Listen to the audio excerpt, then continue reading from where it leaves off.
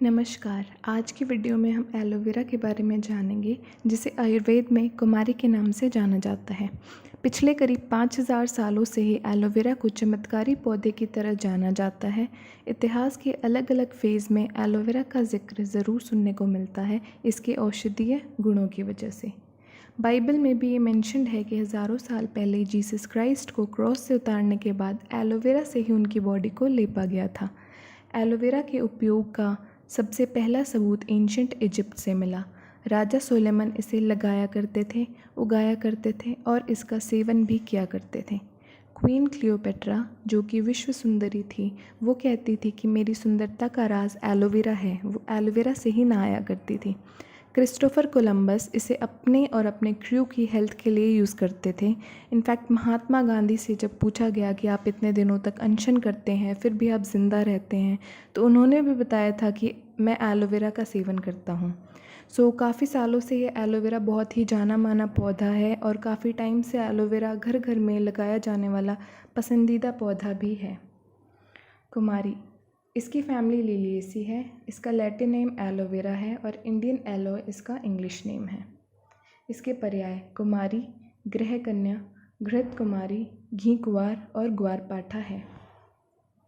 इसका स्वरूप, इसका क्षुप 1 से 2 फीट ऊंचा होता है। पत्तियां 12 से 15 इंच लंबी, 3 से 4 इंच चौड़ी और लगभग आधा इंच मोटी होती हैं।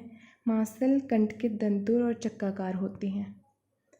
पुष्प, क्षुप के मध्य से लंबा पुष्प ध्वज निकलता है जिसमें रक्ताभ पुष्प आते हैं। शीतकाल के अंत में पुष्प और फल लगते हैं। इसका केवल पुष्प दिखाई देता है, फल नहीं दिखता है। इसके पुंकेसर परिपुष्प के बराबर या उससे अधिक लंबे होते हैं। कुमारी सार, इसके पत्र को काटने पर उससे एक पीले रंग का रस निकलता है जो ठंडा होने पर जम जाता है। इसे कुमारी सार कहते हैं। इसे ही मुसब्बर या एलोवा भी बोलते हैं। इसका निर्माण 2 प्रकार से किया जाता है। जब रस को धूप में या मंद आंच पर गर्म किया जाता है तो उससे एक अपारदर्शक मोमवत सत्व प्राप्त होता है, जिसे यकृतवत कुमारी सार या हेपेटिक एलोस बोलते हैं। जब रस को तीव्र आंच पर जल्दी सुखा लिया जाता है तो एक अर्धपारदर्शक सत्व मिलता है, जिसे काचवत कुमारी सार या ग्लासियलोस बोलते हैं। भारतीय फार्माकोपिया में 3 प्रकार का एलोवा स्वीकृत किया गया है। Number 1, Curacao aloes. यह एलोवेरा पौधे से प्राप्त होता है तथा अपारदर्शक भूरे काले रंग का होता है। सोकोट्राइन एलोस, यह एलोपेरी पौधे से प्राप्त होता है तथा रक्ताभ काला या भूरा काला, अपारदर्शक और चमकीला होता है।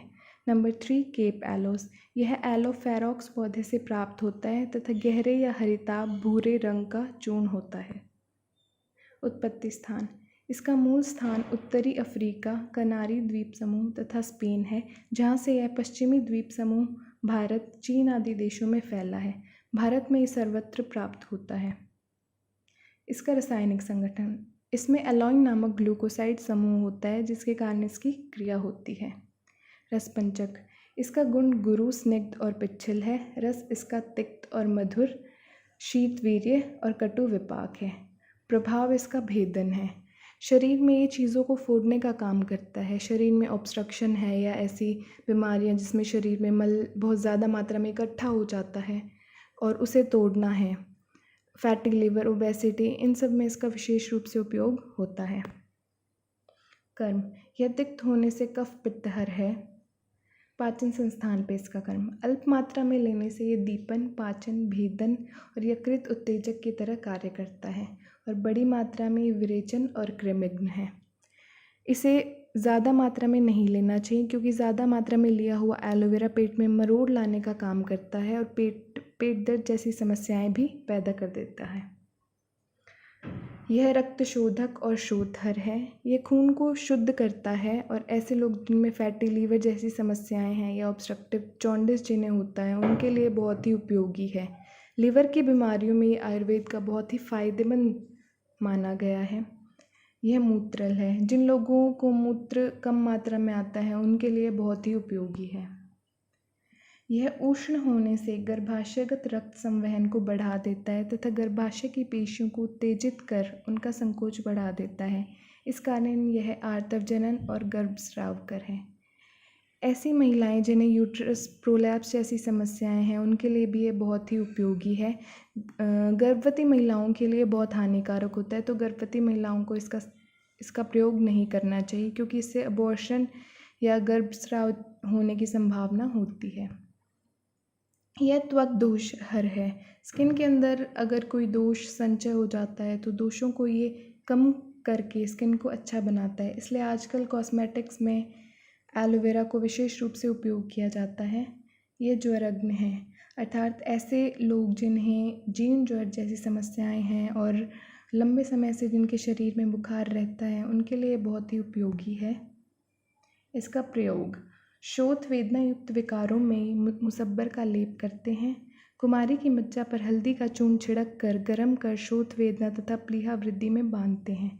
इसका स्वरस नेत्र अभिषंध में डालते हैं। अग्निमांद, उदर रोग, गुल्म, प्लीहा यकृत वृद्धि, उदरशूल तथा कृमि रोग में इसका स्वरस प्रयोग करते हैं। मूत्रकृच्छ में कुमारी स्वरस देते हैं। शुक्र दौर्बल्य में इसका स्वरस तथा रजोरोध में एलोवा प्रयोग करते हैं। सामान्य दौर्बल्य में पत्र मज्जा का पाक बनाकर देते हैं। इसकी मात्रा पत्र स्वरस 10 to 20 मिलीलीटर और एलोवा 0.1 to 0.3 ग्राम। इसके विशिष्ट योग कुमार्यासव, कुमारिका वटी, रज प्रवर्तनी वटी और कुमारी पाक।